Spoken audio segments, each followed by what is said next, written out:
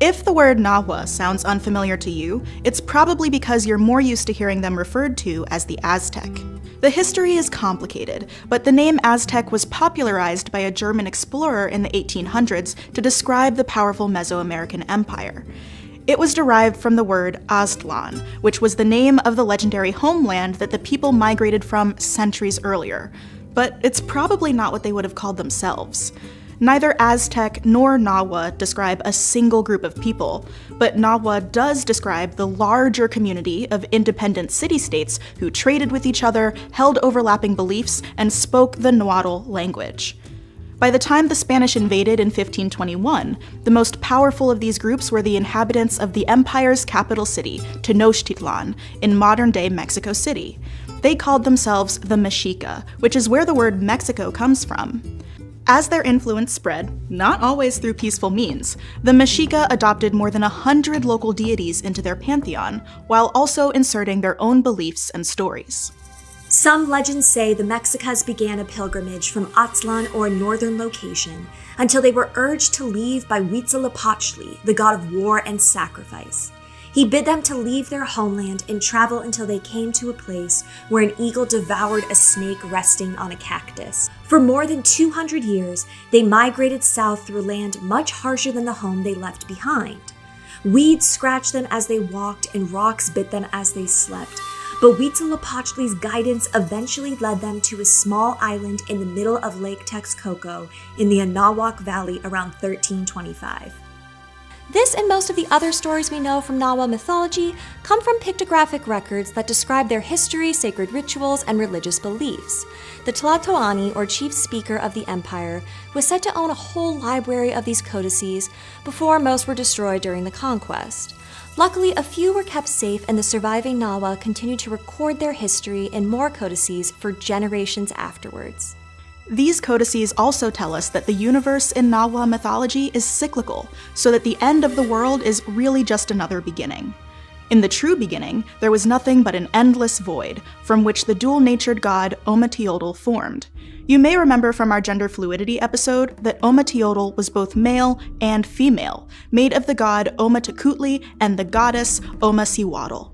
There are several examples of similar male-female pairs in Nahua mythology.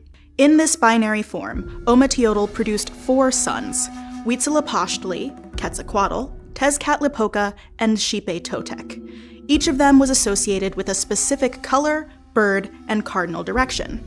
As Ometeotl retreated to the highest plane of heaven, these 4 gods created many others, including the rain god Tlaloc. He and Huitzilopochtli were the most venerated among the Mexica, and the Templo Mayor in Tenochtitlan was dedicated to them. Together, the gods created and ruled the universe, which was split into 3 vertical regions. In the middle was the earth, made from the body of the crocodile sea monster Cipactli. 13 levels of heaven stretched above Cipactli's head, and 9 levels of the underworld stretched below. The earth was dark, so the gods created a sun to keep it warm and bright. But making something as powerful as the sun is no easy feat, even for a god.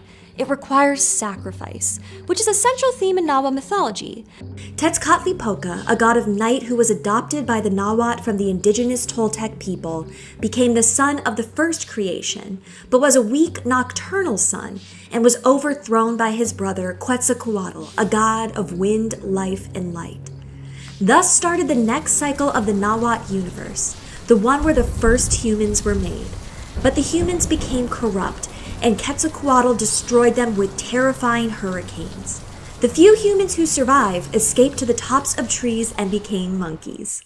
The next sun, or cycle of the universe, was ruled by Tlaloc, the god of rain and thunder. It was a prosperous time until it ended in a barrage of fiery rain. In some legends, Tlaloc sent the fire himself after Tezcatlipoca stole his wife away. In others, it was the ongoing feud between Quetzalcoatl and Tezcatlipoca that ended the third sun. The 4th god to sacrifice themselves was Chalchiuhtlicue, Tlaloc's sister and the goddess of running water. The feuding brothers struck her down, and the world ended in a great flood that collapsed the sky, and all the people were turned into fish. In some stories, Tezcatlipoca taunts her until she cries so many tears that she floods the world. When it came time to create the fifth sun, most of the gods were understandably hesitant to sacrifice themselves. It was Nanahuatzin, the humble, pustulous one, who jumped into the fire first. In doing so, he created Tonatiuh, who, in some stories, ruled over the fifth sun. Not to be outdone, Tetzetzacat jumped in next and became the moon to Nanahuatzin's son. So that they didn't repeat their previous mistakes, the other gods sacrificed their blood to Nanahuatzin to keep him strong. The world under the fifth sun needed people, so Quetzalcoatl descended to Mictlan, the underworld, to retrieve the bones of the first humans. Mictlantecuhtli, the lord of this land of the dead, told Quetzalcoatl that he could have the bones only if he traveled through all of Mictlan 4 times while blowing a conch shell. But the shell had no holes in it.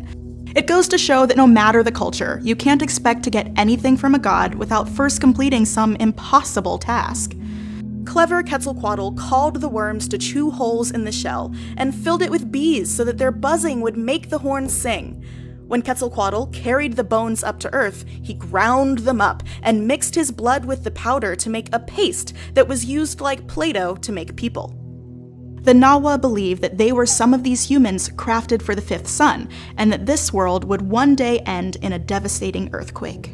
Ritual sacrifice of humans, animals, and food was central to Nahuatl culture, so important that priests supposedly sacrificed 20,000 people in one day to honor the completion of the Great Temple in Tenochtitlan. Some historians say all of the sacrifices were meant to instill fear and obedience in the Nahuatl city-states that the Mexica conquered. But according to mythology from the codices, the sacrifices were meant to empower and appease the gods. Following the story of Nanahuatzin's sacrifice, according to Mexican state ideology, even the sun required the power that blood provided to rise each day. In Nahua culture, like in Norse, the quality of your afterlife depended not on how morally you lived, but on the manner of your death. Those who died as sacrifices to the gods got the honor of accompanying the sun as it rose to its midpoint in the sky, along with warriors who died in battle. The souls of women who died in childbirth were honored to accompany the sun as it set to the west, where it descended to Mictlan to make its journey back to the east. After 4 years of this service, the souls returned to Earth as exotic birds, a nod to the god Huitzilopochtli, whose name means hummingbird of the south. People who died from drowning or lightning strikes spent their afterlives in Tlalocan, a paradise in the lowest level of heaven ruled by Tlaloc and his sister consort Chalchitwitliku. Everyone else spent their afterlife traveling through the 9 levels of Mictlan. For 4 years, the dead faced obstacle after obstacle. They climbed an obsidian mountain, braved winds so cold they cut the skin, and evaded ferocious beasts who feasted on human hearts. Eventually, they reached the 9th level, the home of the Lord and Lady of Death, where they could finally rest. But they didn't have to make the trip alone. The souls of the dead were guided by a white dog named Xolotl, who, by the way, is very reminiscent of Zero, the ghostly dog in The Nightmare Before Christmas. The Spanish destroyed so many vestiges of Nahua culture, from documents to buildings to art, but they couldn't wipe out the culture completely. When Mexico gained its independence in 1821 after 300 years of Spanish rule, its leaders drew inspiration from Nahua culture to establish Mexico's national identity. You can see signs of this in murals around Mexico City, the flag that sports the legendary snake-chomping eagle prophesized by Huitzilopochtli, and, oh yeah, the name of the country that's derived from the name of the Mexica people. The culture isn't just alive in Mexico.